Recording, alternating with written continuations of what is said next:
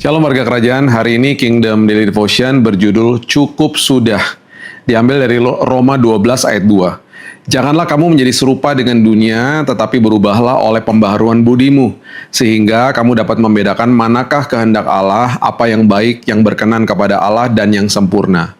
Nah, pada tanggal 17 Januari tahun 1929, karakter Popeye pertama kali bisa dinikmati di atas sebuah panggung drama di sebuah gedung seni di New York, kota New York di Amerika. Nah, saya tumbuh dengan menonton kartun Popeye the Sailor Man. Tiap episodenya biasanya berpusat pada seorang bernama Brutus yang selalu mengganggu seorang gadis bernama Olive Oyl. Popeye ini selalu mau menolong tetapi selalu menerima pelecehan, dan untuk sementara waktu dia bisa sabar, tetapi ketika sudah menumpuk dia akan marah sampai pada titik tertentu. Popeye akan berteriak, "Cukup, saya tidak bisa membiarkannya lagi." Seperti sulap, sekaleng bayam muncul, tutupnya terlepas, sayuran hijau itu dikonsumsi dalam satu tegukan, kemudian ada denyutan di lengan dan kaki Popeye, tubuhnya membengkak dengan otot yang mengembung, dan dengan kekuatan supernatural yang mengalir melalui tubuhnya, Popeye bisa menjadi pahlawan. Dia mengalahkan Brutus dan antek-anteknya, menolong yang perlu ditolong, dan juga menolong dirinya sendiri ketika dia ada dalam bahaya.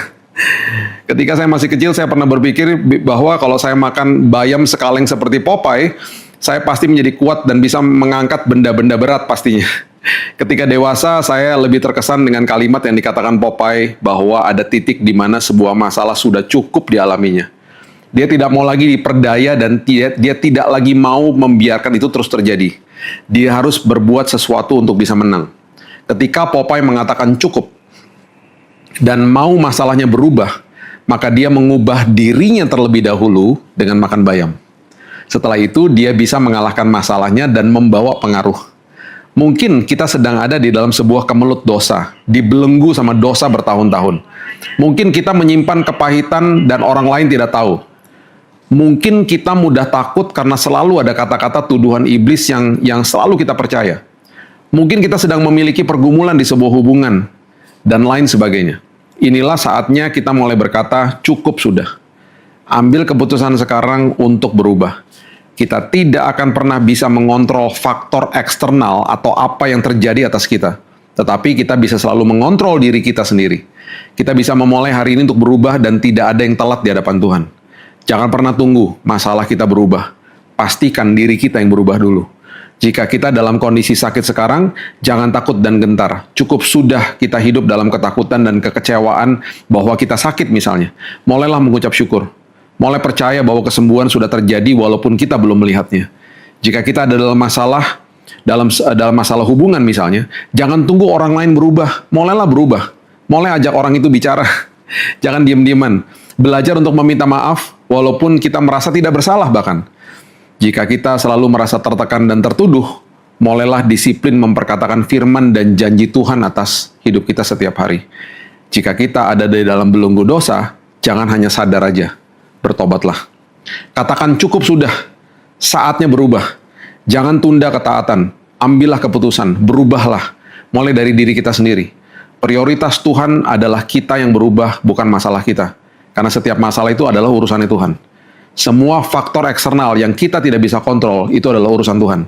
Biarkan Tuhan yang berurusan dengan itu semuanya, serahkan kepadanya. Tugas kita adalah mengambil keputusan untuk segera berubah. Mari kita berdoa. Terima kasih Tuhan buat sebuah contoh yang indah. Kami percaya bahwa hari ini kami mau memperkatakan kepada diri kami, cukup sudah. Kami nggak mau lagi hidup di dalam ketakutan, kekhawatiran. Kami nggak mau lagi dibelenggu sama dosa. Kami nggak mau lagi Tuhan hidup punya kebencian, punya kepahitan bahkan sama orang lain. Cukup sudah Tuhan. Hari ini kembali kami mau mengingatkan diri kami supaya kami berubah. Kami terlebih dahulu yang berubah. Dan kami percaya masalah kami ditanggung sama Tuhan, dan Tuhan sendiri yang akhirnya berperkara buat kami. Yang penting di dalam semua pergumulan ini, kaminya yang berubah.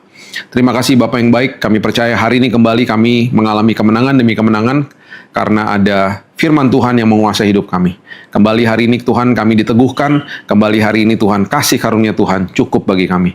Kami buka hari yang baru hanya di dalam nama Tuhan Yesus, Juru Selamat kami yang ajaib. Kami berdoa dan mengucap syukur, kita sama-sama katakan, Amin. Have a blessed day dan Tuhan Yesus memberkati.